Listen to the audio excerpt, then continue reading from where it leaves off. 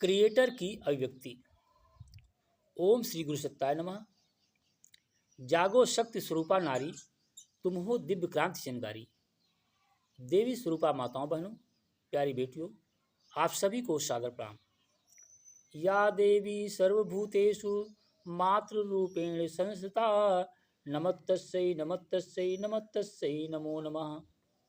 नारी की विशिष्ट भाव संवेदना से ही अभिभूत होकर के भारतीय संस्कृति ने उसे जगन माता के गरिमामय पद पर अधिष्ठित कर उसे बार बार नमन किया है।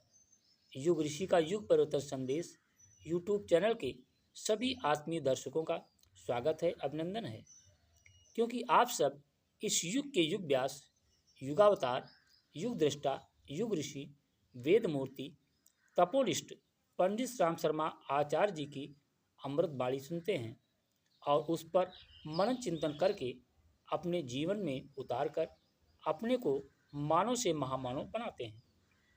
मनुष्य जन्म तो सहज होता है, पर मनुष्यता कठिन प्रयत्नों द्वारा प्राप्त करनी पड़ती है।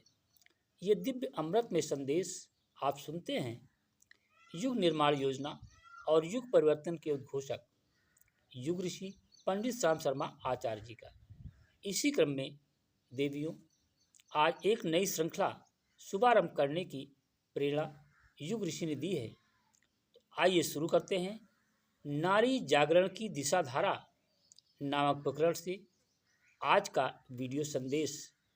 विषय है परमात्मा की सर्वोत्कृष्ट कृति नारी। ये संदेश नारी की गौरव गरिमा का बोध कराने वाला है। इसे सुने और मनन चिंतन कर आचरण में उतार कर जीवन को धन्य बनाएं। सहकारिता का संवर्धन पारिवारिक वातावरण में।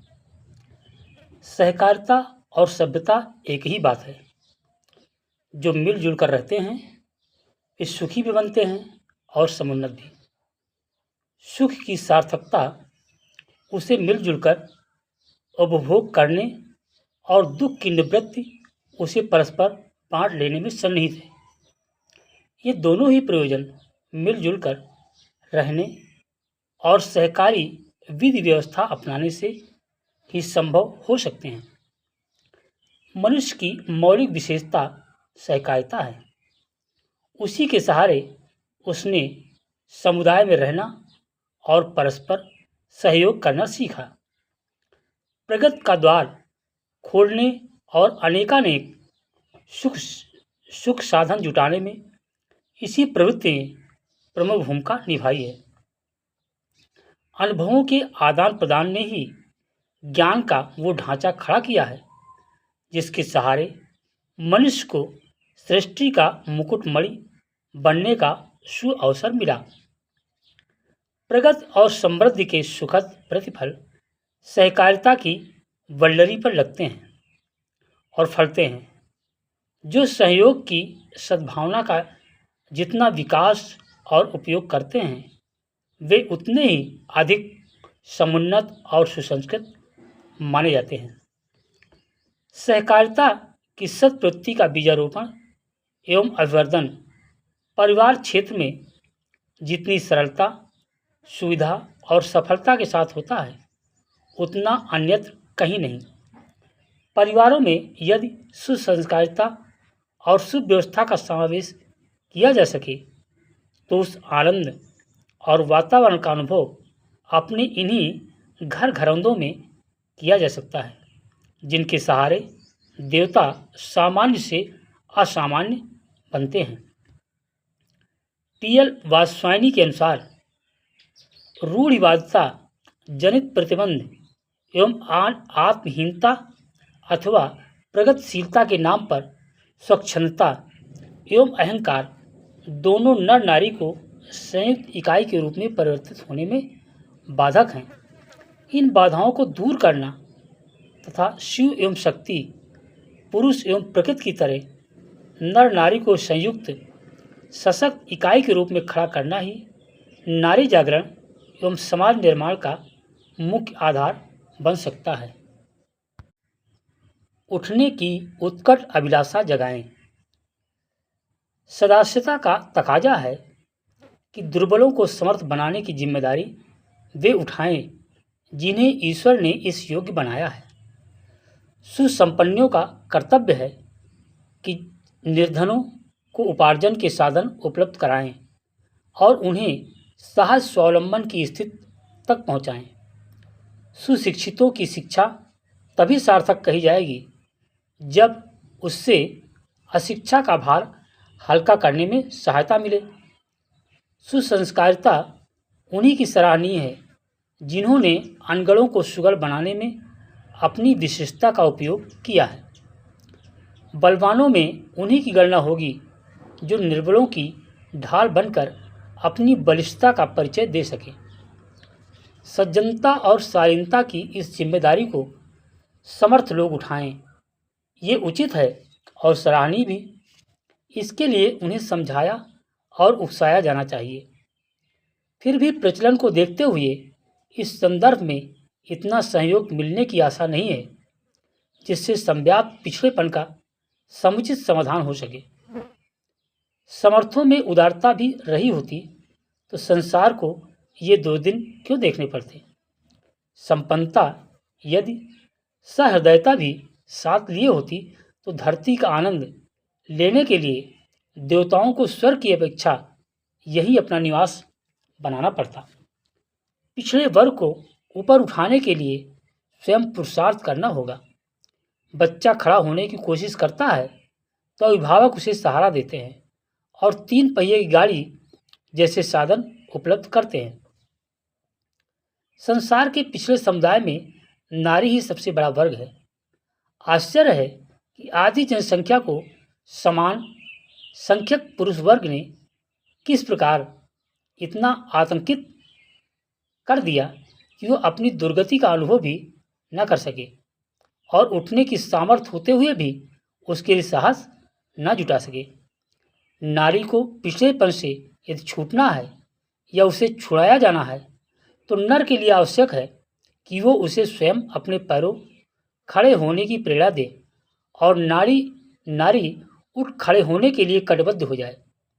जब तक अवांछनीयता से उबरने की पददलित वर्ग में उत्कट अभिलाषा उत्पन्न न होगी तब तक उदार अनुदानों का यत्किंचित योगदान भी कोई कारगर समाधान प्रस्तुत न कर सकेगा। उठाने के साधन और उठने का उत्साह दोनों ही चाहिए। उठने के लिए दूसरों की सहायता की आवश्यकता है, उससे प्रगति में सुगमता रहती है। खाद पानी का सहयोग पाकर पौधे जल्दी बढ़ते हैं।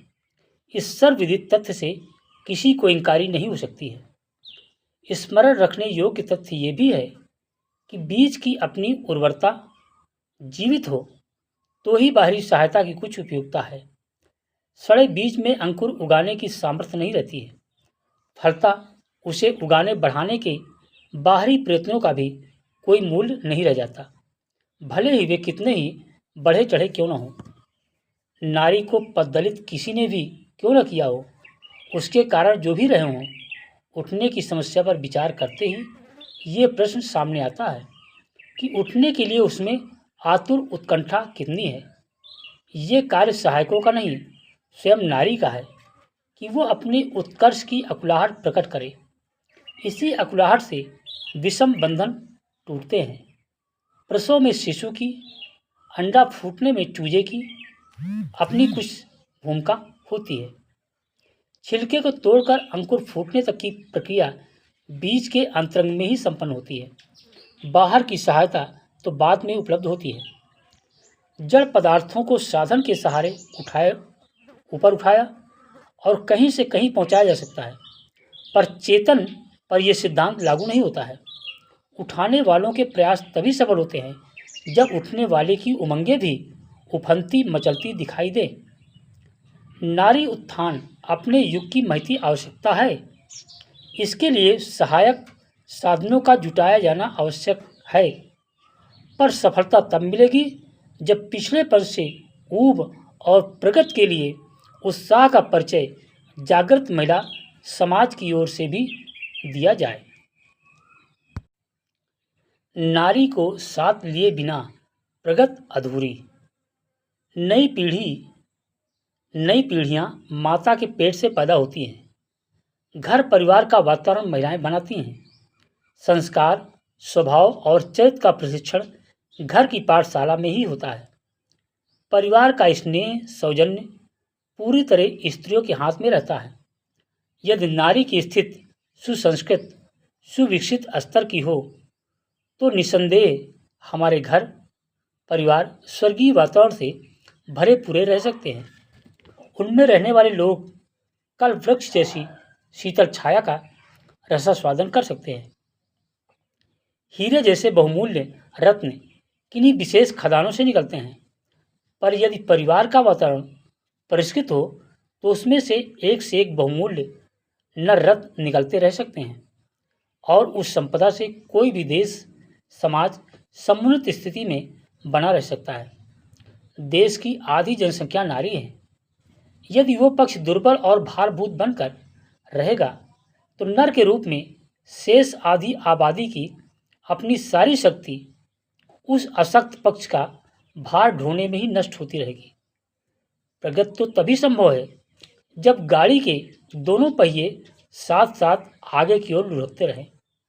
एक पहिया पीछे की ओर खींचे, दूसरा आगे की ओर बढ़े तो उससे खींच तान भर होती रहेगी, हाथ कुछ नहीं लगेगा। प्रगतिशील देशों में नारी भी नर के कंधे से कंधा मिलाकर आगे बढ़ने की, अपने देश को आगे बढ़ाने की सुविकसित स्थिति में रहती है। फलस्वरूप वे बहुत कुछ कर गुजरती है। यदि हमें सचमुच ही प्रगति की दिशा में आगे बढ़ना है तो नारी को साथ लेकर ही चलना होगा। एकांगी प्रयास कभी भी सफल न हो सकेंगे। सीमांत गांधी के अनुसार, मुझे अगर अब किसी से ज़्यादा उम्मीद है सेवा करने की, कौम की खिदमत करने की, तो बहनों से, औरतों से है, क्योंकि उन लोगों में अभी तक खुदगर्जी नहीं आई है। परमात्मा के लोग बेगर्जी होते हैं और परमात्मा का आशीर्वाद वे ही हासिल करते हैं। अनीत के आतंक से समझौता ना करें। पिछड़ेपन का कारण बहुधा प्रतिकूल परिस्थितियां अथवा बाहरी दबावों को माना जाता है। ये एक अंश में ही सही है, पूर्ण तथ्य नहीं है। प्रतिकूलताओं और दबावों की शक्ति को जब मनुष्य स्वीकार कर लेता है और उनके आगे झुकने के लिए सहमत हो जाता है तो ही वे अपना प्रभाव दिखा पाते हैं। सहमत ना हो तो और कोई बाहरी शक्ति किसी को देर तक विवश नहीं बनाए रह सकती। मनुष्य जड़ नहीं है, उसे मांसपिंड नहीं समझा जाना चाहिए। उसके भीतर जो चेतना काम करती है वो इतनी प्रबल है कि प्रतिकूलताओं और दबावों से इसे देर तक विवश बनाकर नहीं रखा जा सकता है। लाचारी की अनुभूति और पिछड़ेपन की स्वीकृति जहाँ जिस मात्रा में रहेगी, दबावों का प्रभाव उसी अनुपात में बढ़ता चलेगा। मानवीय गौरव के प्रतिकूल परिस्थितियों और परंपराओं के निर्माणकर्ताओं और समर्थकों को ये समझाया जाना चाहिए कि अनीत का आतंक कितना ही प्रचंड क्यों ना बना लिया जाए, वे इस सृष्टि की मूल प्रकृति के विपरीत हैं। उनके अस्तित्व देर तक टिके नहीं रह सकते। वे बेमौत मरते हैं। टिकाऊपन न्याय और औचित्य के साथ ही जुटा रहता है। इसलिए बुद्धिमत्ता इसी में है कि पिछड़ापन उत्पन्न करने वाले आतंक से समय रहते ही हाथ खींच लिया जाए। पिछड़े लोगों को यह समझाया जाना चाहिए कि उन्हें अनीत के साथ समझौता नहीं करना चाहिए। दबावों को न तो स्वीकार किया जाना चाहिए और न उसके साथ सहमत व्यक्त करनी चाहिए। संघर्ष के लिए साधन न हो तो भी असहमत और अस्वीकृत की ज्योति बुझने नहीं देनी चाहिए। औचित्य और न्याय के लिए आग्रह जारी रखा जाए तो आतंक के पैर जम नहीं सकेंगे। ये स्मरण रखा जाना चाहिए कि मनुष्य यदि अनीत के आगे झुके नहीं तो उसे और कोई झुका नहीं सकता। क्रिएटर का विनम्र निवेदन। युग ऋषि का युग परिवर्तन संदेश यूट्यूब चैनल के आत्मीय दर्शकों, अभी आप सुन रहे थे युग ऋषि का अमृत में संदेश। इस पर मनन चिंतन करें और जो आपके लिए उचित हो उसे अपने आचरण में उतार कर नर से नारायण बने और जीवन को धन्य बनाएं। अपने इस मित्रों तक इस संदेश को ज़्यादा से ज़्यादा शेयर संप्रेषित जरूर करें ताकि मानव में देवत्व का उदय होकर धरती पर स्वर्ग का अवतरण हो। यही युग निर्माण योजना और विचार क्रांति अभियान का उद्देश्य है।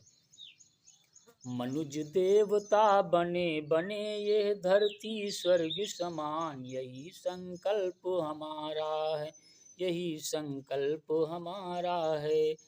विचार क्रांति अभियान इसी को कहते युग निर्माण, यही संकल्प हमारा है, यही संकल्प